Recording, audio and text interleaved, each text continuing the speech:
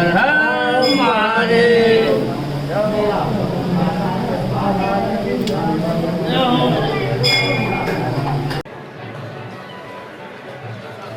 पुष्कराज में जब ब्रह्मा जी ने कार्तिक शुक्ल एकादशी से पूर्णिमा तक यहाँ पर अग्निष्टोम यज्ञ किया था, उसी समय की ये कथा है और उसी समय से ये अठमटेश्वर महादेव पुष्कर से जुड़े हुए हैं।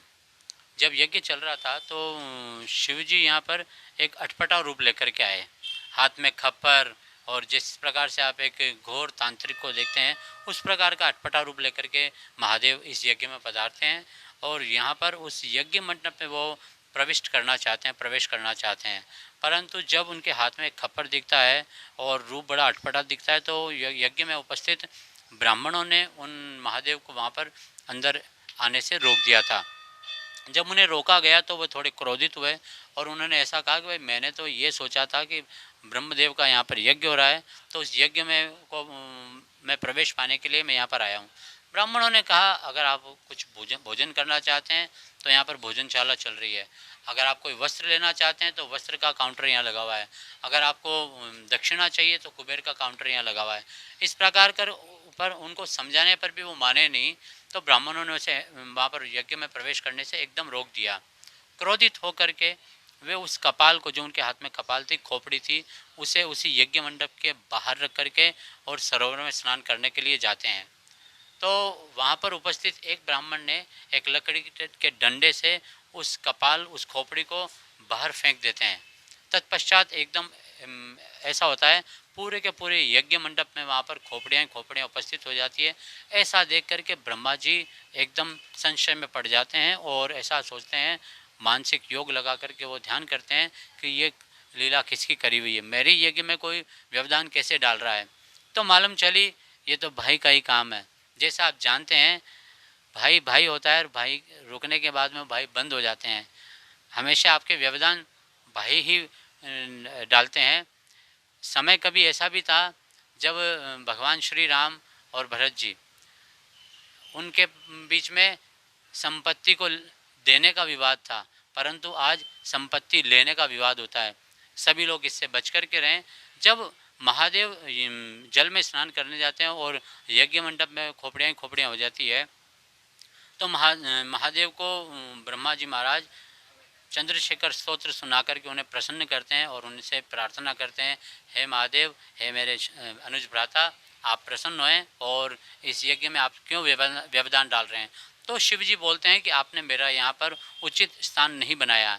पर ब्रह्मा जी कहते हैं और ब्राह्मण लोग कहते हैं, हे महादेव, यज्ञ सात्विक कर्म है, इसमें असात्विक कर्म अथवा तामसिक वृत्ति की वस्तुओं का प्रवेश निषेध है।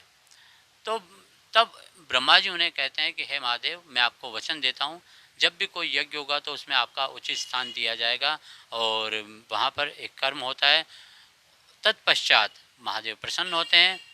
ऐसा कहा जाता है उसी लीला के बाद से, क्योंकि महादेव अटपटा रूप बना कर के आए थे, तो यहाँ पर अटपटेश्वर महादेव जो भूगर्भ से निकले हुए हैं वो आप यहाँ पर दर्शन कर सकते हैं। गर्मियों में भूगर्भ के अंदर अंडरग्राउंड है, गर्मियों में पूरा पूरा मंदिर ठंडा रहता है और सर्दियों में वही मंदिर गर्म रहता है। बड़ी अद्भुत है। यहाँ पर पुष्कर अगर आप आ रहे हैं तो पुष्कर सरोवर में स्नान करने के पश्चात ब्रह्मा जी के दर्शन करने के पूर्व अटमटेश्वर महादेव के दर्शन अवश्य करने चाहिए। यज्ञ जो भी होता है उसमें सभी देवताओं का आह्वान होता है, उसमें किसी को अगर आप ना बुलाते हैं तो वो यज्ञ अधूरा ही कहलाता है। इसी प्रकार जब ब्रह्मा जी के द्वारा उन्हें वचन दिया गया तो प्रत्येक यज्ञ में, प्रत्येक अनुष्ठान में महादेव को आपको याद करना ही पड़ता है। इस स्थिति में आप मंदिर को देख रहे हैं, वह प्रथमतया 11वीं शताब्दी में अजमेर के राजा अर्णोराज चौहान के द्वारा बनाया गया था। तत्पश्चात ऐसा कहा जाता है मुगल काल में, जब मुगल्स पुष्कर में भी उन्होंने काफ़ी मंदिरों को क्षति पहुंचाई थी। तत्पश्चात मराठा काल में इस मंदिर का पुनः जीर्णोद्धार किया गया। आज जो आप देख रहे हैं वो मराठा कालीन अटमटेश्वर महादेव है।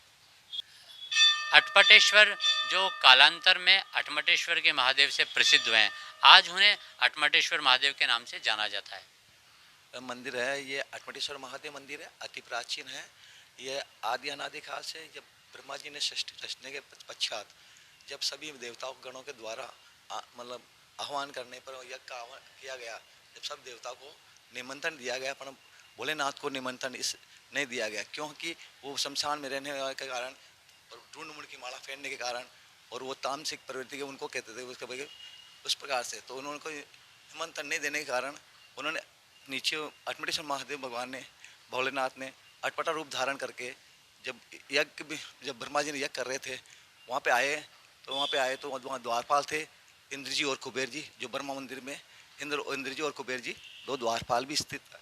तो उनके वो अंदर घुसने के कारण अंदर नहीं घुसने दिए, तो उन्होंने क्या कहा, कपाल गिरा दिया। वह कपाल गिरा दिया, तो कपाल गिराने से क्या बोला, तो देखा यार बाबा ने कपाल गिरा दिया, एक हटाया तो 2 हो गए, 2 हटाए तो 3 हो गए, 3 हटाए तो 4 हो गए, 4 हटाए तो 5 हो गए, ऐसे करके हटाते हटाते अरावली पर्वत की श्रेणियाँ जैसे मतलब पहाड़ लगा दिया, पर उनसे हट नहीं पाए।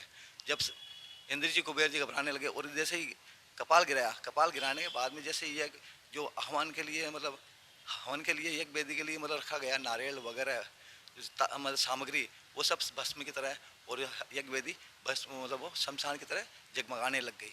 और जो ब्राह्मण थे जो वो भी मतलब इस प्रकार से काले मतलब उस प्रकार के हो गए, जो अब वो घबराने लगे, घबराते घबराते ब्रह्मा और विष्णु के पास में गए, वो त्राहिमाम करते हुए। जब ब्रह्मा जी ने बोला, ए विप्रो क्या बात हुई, इस प्रकार से ऐसे क्या हुआ और इस प्रकार क्या हो गए घना, तो उन्होंने बोला कि पता नहीं क्या हुआ कि इस प्रकार से एक अटपटा रूप धारण करके एक बाबा आया, उसने मतलब इसे कपाल गिराया, कपाल गिराने के बाद में ऐसा हो गया। जब ब्रह्मा जी विष्णु ने ध्यान लगाया तो अटमटेश्वर ने अपना स्वरूप दिखाया। जब ब्रह्मा जी ने ध्यान लगा के अपना अटमटेश्वर अष्टकम बोला, धात्राम स्वयं विरचिते परम पितामहेनम श्री मंत्री पुष्करम ब्रह्म तीर्थम संरक्षणाय जगदो स्थिति मार्तो लिंगम तम चिंताया हमें अटमटेश्वर महा आदिदेवम। ऐसे करके अटमटेश्वर का अटमटेश्वर अष्टकम मनाया। जब भगवान ब्रह्मा सबने ब्राह्मणों ने इनका आह्वान करा, आह्वान करने के बाद में इन्होंने अपने लिंग के रूप में नीचे मतलब 10 फुट के नीचे मतलब गहराई में है, जो वहाँ पे लिंग के रूप में प्रकट हुए है। प्रकट होने के बाद में इनको मतलब प्रथम पूजित करके ब्रह्मा जी ने बोला, जो भी मेरा धाम है ये पुष्कर धाम, मेरे धाम पे आएगा, पूजा अर्चना करेगा, पूजा अर्चना करके आपके दर्शन नहीं करेगा तो उसका इस तीर्थ का फल प्राप्त नहीं होगा।